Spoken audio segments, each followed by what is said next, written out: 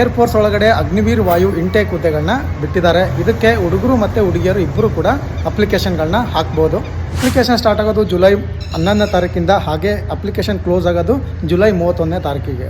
ಈ ಹುದ್ದೆಗೆ ಏಜ್ ಬಂದುಬಿಟ್ಟು 17 ವರ್ಷದಿಂದ 21 ಒಳಗಡೆ ಇರಬೇಕು. ಡೇಟ್ ಆಫ್ ಬರ್ತ್ ನೋಡೋದಾದರೆ 2 ಜುಲೈ 2005 ಹಾಗೆ 2 ಜನವರಿ 2009 ಒಳಗಡೆ ಹುಟ್ಟಿರುವಂಥವ್ರು ಈ ಒಂದು ಅಪ್ಲಿಕೇಶನ್ನ ಹಾಕ್ಬೋದು. ಎಜುಕೇಷನ್ ಕ್ವಾಲಿಫಿಕೇಷನ್ ನೋಡೋದಾದರೆ PUC ಮತ್ತು ಡಿಪ್ಲೊಮಾ ಮಾಡಿದವ್ರು ಹಾಕ್ಬೋದು. ಹಾಗೆ ಅಗ್ರಿಗೇಟ್ 2ರಲ್ಲೂ 50ಗಿಂತ ಮೇಲೆ ಇರಬೇಕು. ಹಾಗೆ ಇಂಗ್ಲೀಷ್ನಲ್ಲಿ ಕೂಡ 50ಗಿಂತ ಹೆಚ್ಚು ಅಂಕಗಳನ್ನ ತೆಗೆದಿರಬೇಕು. ಹೈಟ್ ಬಂದುಬಿಟ್ಟು ಇಬ್ಬರಿಗೂ ಮಿನಿಮಮ್ 152 ಸೆಂಟಿಮೀಟರ್ ಇರಬೇಕು.